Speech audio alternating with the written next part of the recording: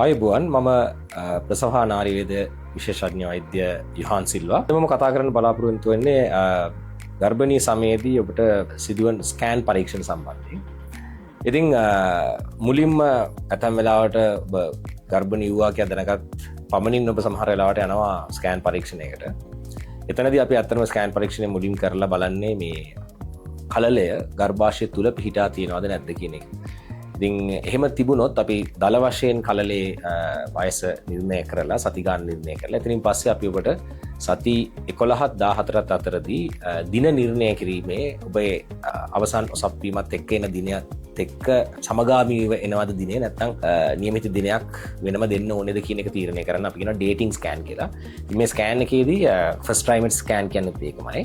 ඉතින් මේකේදී අපි ගොඩක් දේවල් බලනවා. මුලින්ම කලල කිහිපයක් තියෙනවද නැත්නම් තනි කලලයක්ද තියෙන්නේ. ඒ වගේම තමයි කලලේ අපි ප්‍රමාණයෙන් අපි නිර්ණය කරනවා දින කොහොමද කියලා. ඊට අමතරව තවත් දේවල් අපි කියනවා NT නැත්නම් නියුකල් ට්‍රාන්ස්ලූෂන්සි කියලා කියන්නේ කලලේ බෙල්ල කොටස ඇති ඝනකම බලලා අපි තීරණය කරනවා අවදානම් සහගත කලලයක්ද මේක කිසියම් වර්ණ දේහ ප්‍රශ්නයක් තියෙන පුළුවන් කලලයක්ද කියන එක.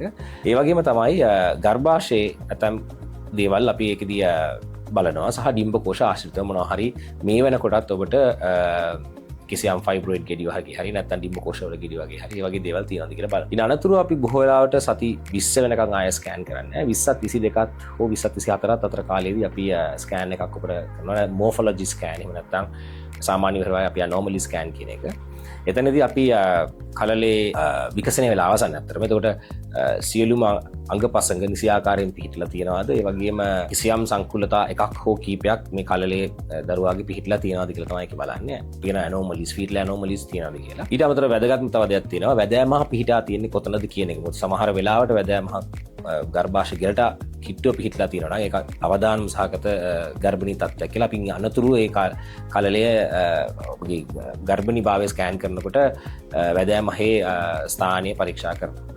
ඉන් අනතුරුව බොහෝ වෙලාවට සති 28 දී 32 දී සහ 36 දී ස්කෑන් පරීක්ෂණ වලට ඔබ වාජනය වෙන්න පුළුවන්.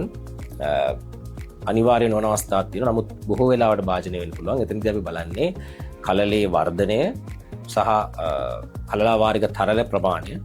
ඒ වගේම කලලේ රුධිර සංසරණය. ඒ තුලින් අපි පරීක්ෂණයට ලක් කරනවා ප්‍රධාන වශයෙන් පෙකණි වැලිය රුධිර සංසරණය. මොකද ඊයින් අපි පරීක්ෂණයට ලක් කරනවා මේ බබා වර්ධනය වෙන නැත්නම් කලලේ වර්ධනය වෙන විදිය නිසි ආකාරයෙන් සිදු වෙනවද නැත්නම් අවදානම් සාගත තත්ත්වයක් තියෙනවද. බොහොම ස්තුතියි.